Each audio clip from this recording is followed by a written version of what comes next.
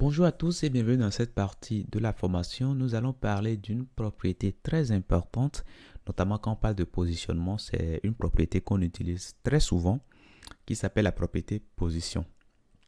Donc, c'est une propriété qui nous permet d'agir sur le positionnement des boîtes, c'est-à-dire de nos éléments que nous avons au sein de notre document web. Alors, regardons un peu comment ça s'utilise. Alors, je viens tout de suite au niveau de mon projet. Alors, j'ai simplement dupliqué le projet qu'on a utilisé tout dernièrement lorsqu'on était sur Display. Donc, vous pouvez faire pareil. Donc, on a les mêmes éléments qui sont à l'intérieur ici. Donc, c'est bon, c'est parfait. Et au niveau de mon style ici, lorsque je viens là, alors si vous voulez, je réduis un peu tout ça. Voilà, au niveau de mon style ici, lorsque je viens là, vous allez voir tout simplement que je n'ai pas changé beaucoup de choses. Le width et le width, j'ai laissé ça à 500 et j'ai ajouté test line pour centrer le contenu de nos éléments. Donc voilà l'affichage que nous avons ici. Ok, voilà. Maintenant, je suppose que nous avons peut-être envie de changer la position de cet élément. Élément 3 ici, nous avons envie de changer sa position, la position de sa boîte, ok, puisque nous avons défini une largeur et puis une hauteur. Donc en gros, c'est sa boîte qui est carrée comme ceci. Alors je suppose qu'on a envie de modifier cela. Bon, on revient alors tout de suite au niveau du code et dans un premier temps, il faut qu'on cible cet élément-là. Donc on va prendre point élément au singulier et nous allons utiliser le pseudo-élément NF et nous allons dire que nous voulons récupérer l'élément 3 puisque cet élément-là occupe la troisième position. Donc du coup, on prend cet élément-là, on sélectionne et qu'est-ce qu'on fait maintenant? On définit la propriété position et nous allons lui donner la valeur par défaut, la valeur qui est par défaut qui est statique. Alors cette valeur ne fait rien, absolument rien à l'élément et c'est même la valeur qui est définie par défaut sur tous les éléments. Okay? Donc si on essaie de voir ici, la preuve, on n'a rien du tout puisque c'était même la valeur qui était déjà dessus. Donc ça, c'est bon. Maintenant, la deuxième valeur que vous pouvez utiliser, c'est la valeur relative. Alors je fais ça relative. Alors en faisant cela, par défaut, vous ne verrez rien. Il n'y a aucun changement visuel. Mais le simple fait de mettre ceci nous permet désormais de pouvoir utiliser les propriétés comme top, ou bien left, ou bien right, ou bien bottom. Ok, ces quatre propriétés-là, on pourra les utiliser tout simplement parce que nous avons défini sur l'élément 3 la position relative. Donc, on va commencer. Allez, commençons par top. Alors, déjà, je vais vous montrer. Si nous mettons par exemple 50 pixels, qu'est-ce qui va se passer? Je viens ici, on voit que notre élément décale vers le bas, ok? Donc, le top, ça permet simplement de décaler l'élément à partir du row. Donc, le row, avant, c'était ici, c'était ici, quelque part ici, voilà, la ligne qui est quelque part ici. Alors, si vous voulez, je vais mettre une bordure, comme ça, vous allez mieux voir ce que je vous dis là. Donc, je vais prendre élément au pluriel, puisque c'est ça qui contient tous les autres éléments. Donc, border 2 pixels, solide, et puis, allez, mettons blue par exemple. Voilà. Donc, lorsque je viens ici, vous voyez la ligne que j'ai ici en haut, ici, c'est à partir de cette ligne bleue-là qu'on commence par compter et on compte 50 pixels. Et c'est 50 pixels qui est ici. Et notre boîte démarre ici. Ok? Donc, si on augmente davantage, eh bien, notre boîte va encore se déplacer davantage vers le bas. Voilà. On peut également utiliser bottom. Bottom va nous permettre de faire l'opération inverse. Donc, désormais, on va partir de la ligne que nous avons en bas ici et puis décaler de 150 pixels vers le haut. Et on peut également utiliser, si vous voulez, disons, right, par exemple. Voilà, right. Si je mets right, ça va le décaler vers la gauche, bien entendu, en partant de la droite, puisque quand vous mettez right, ici, ça dit que vous voulez démarrer de la droite. Ok, faut bien faire cette nuance-là, parce que très souvent, on pense que le fait de mettre right ici, ça veut dire qu'on veut décaler vers la droite, mais ce n'est pas le cas. on veut commencer de la droite, ce qui veut dire que on va forcément décaler vers la gauche. Et c'est ce que nous avons ici. OK? Donc, il y a un chevauchement entre l'élément 3 et l'élément 4. Bon, moi, je veux bien voir l'élément 3. Hein, donc, du coup, on va changer son arrière-plan. Donc, background color. Alors, qu'est-ce qu'on va mettre là Alors, j'ai pas trop d'inspiration de couleurs. Hein, mais mettons ça pour voir. OK? Juste histoire de différencier les couleurs. Et là, qu'est-ce que je constate? Je constate que l'élément 3 vient se mettre au-dessus de l'élément 2 qui était déjà là. Alors, si je ne souhaite pas avoir cela, je ne veux pas l'avoir, ben, il suffira simplement de définir z-index. Et puis, z-index, ben, je vais lui donner une valeur. Alors, imaginez que je lui donne la valeur. Alors, par défaut, c'est auto. Mais si vous mettez une valeur négative, ben, l'élément se positionne en dessous de l'élément immédiatement là qui est auto. OK? Donc, si je fais ceci, qu'est-ce que je vois? Je vois que l'élément là se met en dessous, puis j'ai mis son z-index à -1. Donc, ça se met systématiquement en dessous de cet élément, élément 2 là, tout simplement. OK? Donc, voilà. Donc, maintenant, si on veut maintenir tel quel, ben, on enlève tout simplement. Et là, c'est bon. Mais ce qui est encore très bien, c'est que on peut utiliser plusieurs propriétés à la fois. On peut mettre right, on peut mettre également le top, par exemple. Sur le top, on met 600 pixels, par exemple. Voilà, vous êtes totalement libre. Hein, voilà, vous décalez votre boîte où vous voulez, quoi. Là, on vient de décaler et là, c'est parfait. Donc ça, pour la propriété relative, voilà. Alors, une façon mémotechnique de vous rappeler de comment cette propriété réagit, c'est que on met relative, ça veut dire que on va pouvoir positionner l'élément relativement à sa position initiale. Donc, ce qui veut dire que quand vous définissez un top, c'est à partir de sa position initiale qu'on va commencer par compter le top. OK? Si vous mettez right, c'est à partir de son right initial qu'on va commencer par décaler vers la gauche. Voilà. Donc, relative, c'est parce que ça dépend. OK? Ça dépend de sa position initiale. Maintenant, on peut également utiliser la propriété absolute. Alors, si je mets absolute ici, qu'est-ce qui se passe? Rien de spécial. Hein? Rien de spécial ne se passe. Pourquoi? Déjà, je vous explique comment fonctionne cette propriété-là. Alors, cette propriété position, déjà une fois que vous le mettez, vous avez désormais les moyens d'utiliser les propriétés right, left, bottom, etc. Attendez un instant. Je fais un CTRL Z pour vous montrer quelque chose rapidement avant de continuer. Tout à l'heure, on était là. Hein. Alors, imaginez que je fasse ça, par exemple. Qu'est-ce qui va se passer? Je constate simplement qu'aucune de ces propriétés-là n'agit. OK? Donc, pour vous dire que pour que ces propriétés-là aient leur effet escompté, il faut forcément qu'il y ait la propriété, il faut qu'il y ait une propriété position définie. Ça peut être absolute ou bien relative. Bon, on revient à là où on était tout à l'heure. Donc, on était sur la propriété position. OK, donc je mets alors ici position. Position. Et par défaut, il n'y a pas de changement, ce qui est tout à fait correct. Mais le fait de mettre attention, je voulais mettre absolute, excusez-moi, absolute. Voilà, par défaut, il n'y a pas de changement. Maintenant, le fait de mettre absolute va nous permettre désormais de définir un top. Un top, je mets par exemple 0 pixels par exemple. Et quand je viens, qu'est-ce que je vois? Je vois que l'élément se positionne par rapport à mon body. Okay? Cela m'amène à vous dire comment fonctionne la propriété position. En gros, quand vous définissez la propriété position sur un élément, l'élément, vous allez pouvoir positionner l'élément, mais par rapport à son parent, à son premier parent qui est positionné. OK? Par rapport à son premier parent qui est positionné. Si aucun de ses parents n'est positionné, l'élément sera alors positionné par rapport à votre part, c'est-à-dire par rapport à votre body. OK? Donc ici, aucun des parents de cet élément-là n'est positionné puisque le parent immédiat de cet élément-là, c'est quel élément? C'est cet élément-là.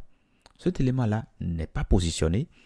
Alors, quand je dis qu'un élément est positionné, c'est que ça signifie que vous avez défini au préalable une valeur pour la propriété position. Alors, cette valeur n'est pas la valeur par défaut, hein. Ça peut être relative ou bien ça peut être absolute, ok? Donc, cet élément-là qui est le parent direct n'est pas positionné. On est d'accord là-dessus. Cet élément également qui est également un parent également n'est pas positionné, ok? Donc, étant donné qu'aucun de ces parents n'est positionné, alors ici c'est le grand-parent, hein, voilà, le grand-parent. Étant donné qu'aucun de ces parents n'est positionné, mais l'élément va se positionner par rapport au body. Et c'est la raison pour laquelle ici, on voit que l'élément est collé en haut ici. Alors, imaginez que nous positionnons par exemple un de ces parents. Imaginez qu'on positionne élément par exemple. Mais allons positionner élément. Donc, nous avons défini ici élément. Donc, mettons position à relative. On sait que par défaut, ça ne va pas avoir d'influence sur élément. Donc, je reviens ici. Qu'est-ce que je vois? Je vois que mon élément, qui est élément 3, se positionne bien par rapport à élément, c'est-à-dire à son parent. Ok, à son parent. Maintenant, imaginez maintenant que je dis, je lui donne par exemple un left à 0, par exemple. Ça veut dire que ça va se décaler vers la gauche par rapport à son parent. Et totalement à gauche de son parent, c'est bien ici, ok? Puisqu'on dit qu'on veut prendre 0 pixels à partir de la gauche, voilà. Maintenant, on peut également dire que on veut prendre à droite, on veut commencer à droite, mais on veut décaler de 0, ok? Donc, du coup, l'élément va se mettre totalement sur la droite par rapport à son parent qui est, comment dirais-je, son parent qui est positionné. Donc voilà comment on peut positionner un élément. Vous pouvez utiliser bottom, left, right, etc. C'est les mêmes valeurs que nous avons vues tout à l'heure. Ok, voilà. Donc ça c'est bon. Maintenant, imaginez peut-être qu'on a envie, par exemple, de positionner, c'est-à-dire de déplacer, par exemple, tout notre bloc qui a la classe Elements. C'est-à-dire on veut décaler tous les éléments en quelque sorte. Si nous avons envie de le faire, ça, il faudra penser à agir sur ici, sur éléments. Donc, on peut mettre top ici. Si on met top, je mets, écoutez, je mets, disons, 200 pixels, par exemple. Qu'est-ce qui va se passer? Je vois que tout mon bloc qui a la classe élément décale vers le bas. Ok, sa position initiale c'était quelque part ici, donc ça décale vers le bas de 200 pixels et je vois désormais mon élément. Le contenu n'a pas changé, puisque là c'est tout le bloc qu'on déplace. Ok, donc voilà pour les valeurs possibles. Donc en résumé, vous avez la valeur statique qui est la valeur par défaut. Quand vous le mettez, vous ne verrez rien de façon visuelle. Voilà, ça c'est la valeur par défaut. Que vous le mettez ou pas, c'est ce que vous avez par défaut. Maintenant, le relative, quand vous le mettez par défaut, il n'y a pas de changement. Il n'y a pas de changement, mais l'avantage que vous avez, c'est que vous pouvez utiliser désormais les propriétés top, right, left, bottom. Ok? Vous avez l'avantage de les utiliser. Et le positionnement, quand il s'agit de relative ici, le positionnement sera réalisé en fonction de la position initiale de l'élément. Ok, si vous mettez un top là, ça veut dire que ça va décaler vers le bas à partir de là où il était. Ok, à partir de là où il était en haut. Et voilà, le reste c'est comme ça.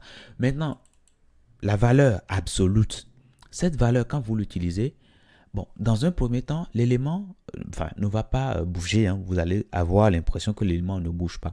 Mais à partir du moment que vous commencez par définir les propriétés top, right, etc., l'élément ira se positionner par rapport à son premier parent qui est positionné. Alors quand je dis le parent qui est positionné, ça veut dire que le parent à qui vous avez donné une propriété position qui peut valoir relative ou bien absolue. Ok, voilà. Maintenant, si ça n'a aucun parent, aucun de ses parents n'a les valeurs, n'a la position définie à relative ou absolue, il ira tout simplement chercher l'élément qui est à la racine, c'est-à-dire le body. Il va se positionner par rapport au body. Ok, voilà. Maintenant, la dernière ici, c'est fixed. Alors, cette dernière ici vous permet simplement de figer un élément par rapport à l'écran. OK? Donc, imaginez que nous voulons figer par exemple l'élément 3 par exemple. Alors, chaque fois on met l'élément 3, mais notez que on peut également utiliser un autre élément, hein. Allez, partons sur un autre élément. Je propose qu'on utilise l'élément, disons l'élément 2 par exemple. Ce serait bien comme ça, l'élément 2. Donc, on commence. Élément au singulier et puis NF. Vous voyez que quand on a vu les sélecteurs, alors NF de 2, voilà. Vous avez vu que quand on a vu les sélecteurs, après, on a beaucoup plus de facilité à avancer, hein. OK? Moi, j'utilise simplement les sélecteurs sans forcément vous expliquer ça pas à pas parce que, puisqu'on a déjà passé énormément de temps là-dessus. Donc, je prends mon deuxième élément, je définis sa propriété position. Et qu'est-ce que je lui donne ici? On va lui donner la valeur ficide. On ira regarder. OK? Alors, on a pris l'élément 2, hein, l'élément 2, on lui a donné la valeur ficide. Et là, qu'est-ce qu'on voit? On a 1, 2, 4 et nous avons l'élément 3 ici qui était positionné correctement. Voilà. Donc ici, nous avons tout à changer, hein. Attendez, je mets ça comme ça. Donc là, nous avons 1, 2, 4, 5 et puis 6. C'est ça, hein. Voilà. Si on met ficide, qu'est-ce qui se passe? Si on met ficide, on voit que désormais le 2 est toujours resté dans sa position. Mais l'avantage que nous avons, c'est que nous pouvons le positionner. Alors, si nous mettons top égale à 0, qu'est-ce qui va se passer? Il ira se mettre totalement en haut. Il va se positionner par rapport à la fenêtre. OK? Maintenant, ce que vous allez constater également, c'est quoi? Alors, je vais revenir là-dessus. Alors, ici, ça c'est positionné par en haut. Mais mettons par exemple bottom, par exemple. Bottom. Là, ça va se positionner totalement en bas de la page. Imaginez que nous voulons définir un right, par exemple. Right, on met par exemple, disons 10 pixels par exemple. 10 pixels. Qu'est-ce qu'on voit? On voit que l'élément est bien sur la droite. Voilà. Donc, alors si vous voulez, on peut définir, qu'est-ce qu'on va définir dessus ici? On peut mettre background color. Mettons brown par exemple. Et là, on voit mieux notre élément. OK? On voit mieux notre élément. Alors, cet élément que j'ai ici, hein, la partie élément, on voit que ça chevauche sur l'élément parce qu'on a défini ici un top là-dessus. OK? On l'a décalé sciemment vers le bas. OK? Si on enlève cela, normalement, on doit, alors ici, au niveau de position, ici, on l'a décalé sciemment, hein, vers le bas. Mais on peut l'enlever et qu'est-ce que ça va donner? Donc voilà ce que ça donne, vous voyez? Voilà. Donc ça c'est bon. Alors ici, ce qui est important de retenir, c'est que si demain on a plusieurs autres contenus sur la page, cet élément 2 là va toujours rester fixe. C'est-à-dire lorsqu'on va scroller sur la page, on va défiler la page, cet élément 2 ici ne bougera pas, quel que soit là où on se retrouve sur la page. Je peux vous montrer rapidement un exemple, hein. Ici, nous allons créer, si vous voulez, alors mettons par exemple un élément P. OK? On met un élément P, l'orème, on multiplie par 5 par exemple. Là, c'est bon. Je vais réduire ça et dupliquer plusieurs fois, OK? Afin qu'on ait de contenu.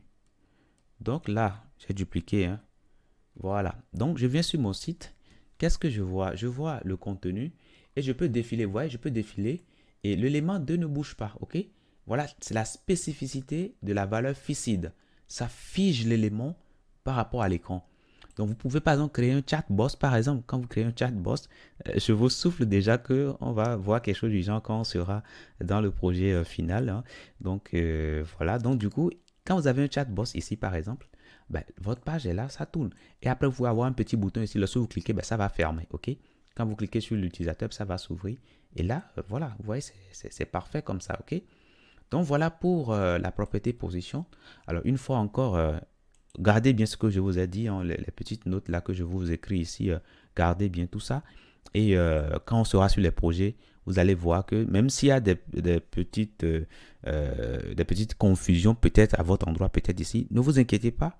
quand on va commencer par appliquer ces notions-là dans des cas de création de sites web réels, vous allez voir que, en gros, vous n'avez même pas à noter quoi que ce soit puisque vous allez rapidement vous familiariser avec tous ces concepts-là. Ce serait très bien. À tout de suite dans la prochaine.